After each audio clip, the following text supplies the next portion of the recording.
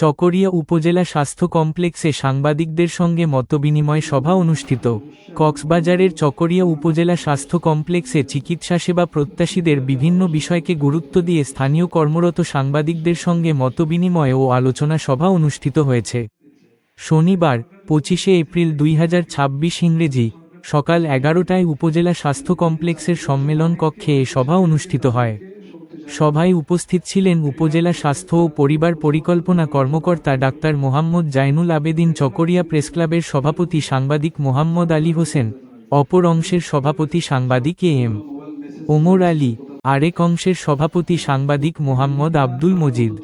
এছাড়াও উপস্থিত ছিলেন চকরিয়া প্রেসক্লাবের যুগ্ম সাধারণ সম্পাদক ও বাংলাদেশ জাতীয় সাংবাদিক সংস্থা ট্রাস্টের কক্সবাজার জেলা সহ সভাপতি সাংবাদিক মোহাম্মদ আরফান চৌধুরী, প্রেসক্লাবের সহ সভাপতি সাংবাদিক শাহরিয়া মাহবুব রিয়াদ, অপর অংশের সাধারণ সম্পাদক সাংবাদিক মোহাম্মদ খোকন, সাংবাদিক মোহাম্মদ মনসুর মোহসিন, সাংবাদিক মোহাম্মদ রিদওয়ান সহ অন্যান্য গণমাধ্যম কর্মীরা। সভায় সাংবাদিকরা স্বাস্থ্যসেবার বিভিন্ন দিক তুলে ধরে কিছু অনিয়ম ও সমস্যা নিয়ে প্রশ্ন উত্থাপন করেন। এই সময় উপজেলা স্বাস্থ্য কর্মকর্তা ডাক্তার জাইনুল আবেদিন বিষয়গুলো গুরুত্ব সহকারে আমলে নিয়ে সাংবাদিকদের মতামতের ভিত্তিতে প্রয়োজনীয় ব্যবস্থা গ্রহণের আশ্বাস দেন।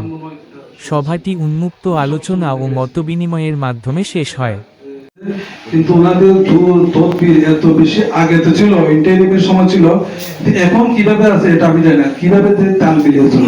আমার দুঃখ কষ্ট হচ্ছে এই জায়গায়, এটা তো একত্র নাই। তাহলে কাজ করে কি, যেহেতু কিছু রোগী বিভাগে কিছু রোগী আসে, হঠাৎ করে সকালটাকে কিছু রোগী অবস্থাটা লেবার হয়ে যাচ্ছে, বাচ্চাটার 12 ঘন্টা ধরে পেইন হচ্ছে না, এখন ইমার্জেন্সি করতে হবে। তখন আমাদের এখানে ডাক্তার শামীম আছে, উনি যদি বা স্ক্রিন বিট এগেনিস্ট আছে, যেহেতু ওনার ডিজিও করা আছে, মোটামুটি ওনাকে দিয়ে যে সমস্ত জরুরি হিসেবে হঠাৎ করে কেউ বাচ্চা একটা আটকে গেছে, খারাপ হয়ে গেছে। আমার এখানে অ্যান্সার আছে মামুন সাহেব, ওনাকে ছিল না, উনি খুবই ভালো একজন সিরিয়াস করেন ওনারা আছেন। জরুরি সমস্ত মাদের সিজারিয়ানগুলো আমরা কোনো মতো করি, আমার এখানে গাইনি করতে না থাকা সত্ত্বেও। এখন উনি কি করেন, ওরা কথা একটু বলি, এর আগেও একটা দুদকের একটা টিম আসছিল, বলছে আমি এএনসি কর্নারে ডাক্তার অমুকে পাইনি। তাহলে উনি কোথায়, আমাকে বাবা দেখেন, উনি 4টা জায়গায় কাজ করেন। এখন উনি এএনসি তে কাজ করে, আবার মাঝে মধ্যে যে একটা আল্ট্রাসাউন্ড মেশিন আছে, আমার আল্ট্রাসাউন্ডটা বলি, আল্ট্রাসাউন্ডের মেশিন আছে কিন্তু আমার মানুষ নেই, মেশিন দিচ্ছে মানুষ নেই, তাহলে মেশিনটা কিভাবে চালাবো?